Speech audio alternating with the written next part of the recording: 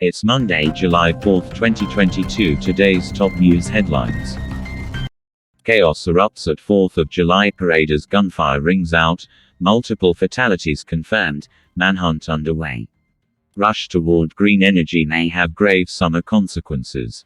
Daniel Turner, founder and executive director at Power the Future, tells. Firm adds perks for pregnant workers, slams companies paying for abortions.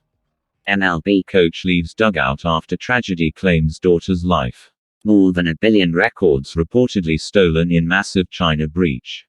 Türkiye offers Armenia to host normalisation talks in Yerevan.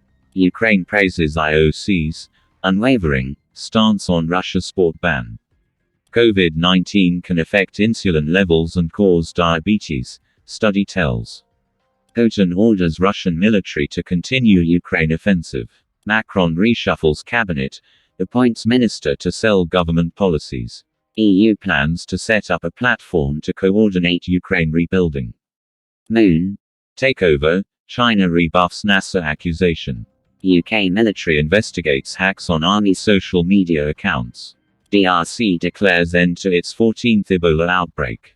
The UN is the problem when it comes to resolving Cyprus conflict, Foreign Minister Tarsan Ertuğruloglu has said. A two-state solution, the only formula to solve Cyprus conflict.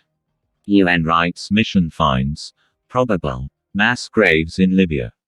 Uzbekistan, over a dozen killed, hundreds wounded in Karakalpakstan unrest. Sweden, Finland have to comply with memorandum to be part of NATO.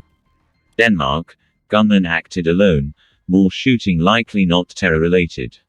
1.7 million under lockdown in China's central province after spike in COVID cases. Pilgrims flock to Mecca for biggest Hajj since pandemic. Türkiye's Ziraat Catalan Bank to open first branch in Somalia. Heavy rains, floods prompt evacuations in Australia's Sydney. Lebanon minister sees deal with Israel over sea dispute in few months. Putin congratulates Russian troops on liberating Luhansk region. What is life like in Russia-occupied areas of Ukraine? With no fuel and no cash, Sri Lanka grinds to a halt.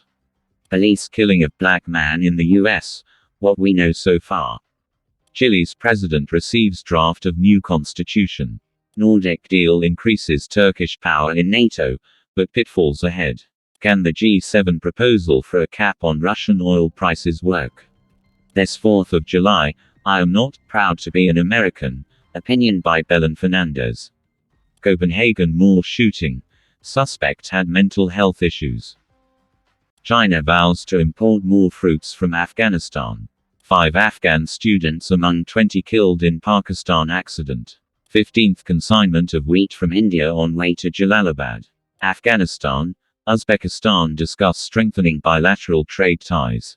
2 killed, several injured in attack on security forces in Herat. 67 prisoners, 128 rehabilitated addicts freed in Uruzgan. Police respond to shooting at July 4th parade in Chicago area. U.S. Israeli fire likely killed reporter. No final conclusion. In rural West, more worries about access to abortion clinics. Alpine avalanche leaves 7 known dead, 14 missing in Italy. Add rent to the rising costs bedeviling small businesses.